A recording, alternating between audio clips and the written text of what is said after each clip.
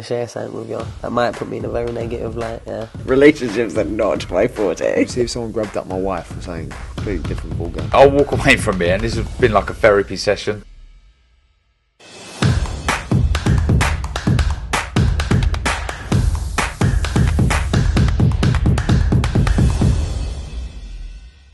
This is Colm McGuigan for IFL TV, proudly sponsored by Everlast. Delighted to be joined by Adam Booth here today. Adam, talk to me first of all about that performance from Michael tonight. Well, it was over before it began, really. I'm in my mindset of making sure he's being smart, not forcing anything, and then before I know it, like just making sure his legs were going, his head was taken out on a nice exits, and then all of a sudden there's that long piercing left hand to the body.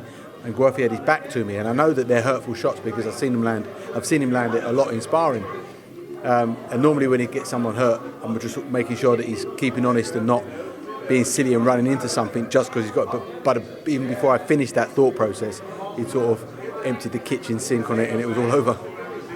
Do you plan for nights like that? Because obviously, from a coach's perspective, that's not what you want, right?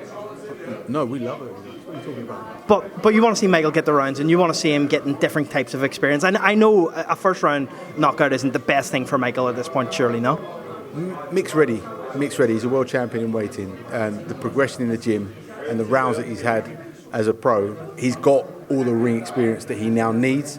So no, a first round stoppage is actually nice. Thank you very much. I'm actually surprised to hear that from you. I thought you would have been of the opposite, to say that you wanted to see Michael in the rounds, you wanted to see different experiences, but it's interesting to hear that. You've had a couple of very good weeks as a coach. Unbelievable performance from Josh last week.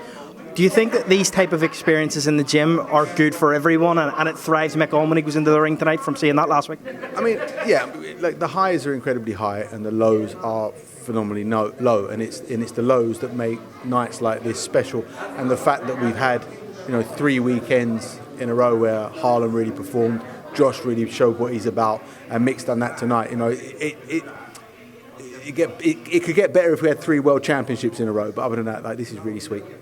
I listened to an interview with you, and you said that you found Josh was at less than 50% of what he's capable of. I found that very interesting. Speak to me a bit about that. Like, how capable is Josh Kelly?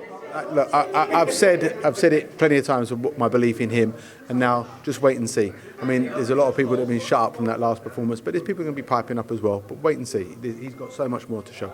What's next for Michael Conlan? Where do you see him in 2023, and who's the possible opponents? He's a world champion in weighting, so whoever's got the world title, it's going to be one of them. There was an interesting interview this week where Eddie Hearn was posed the question about Lee Wood.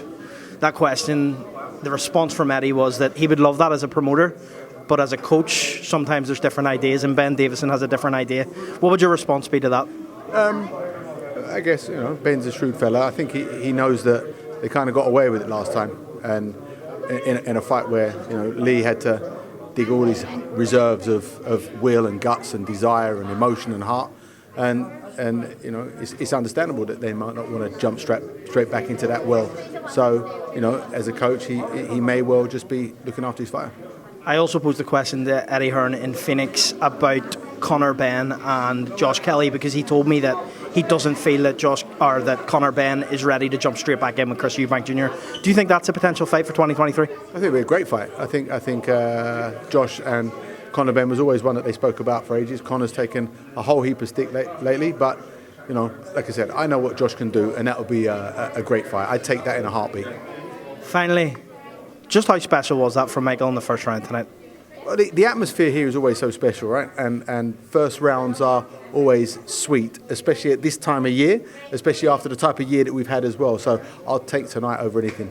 Adam, thanks for your time. Really appreciate it. That's all.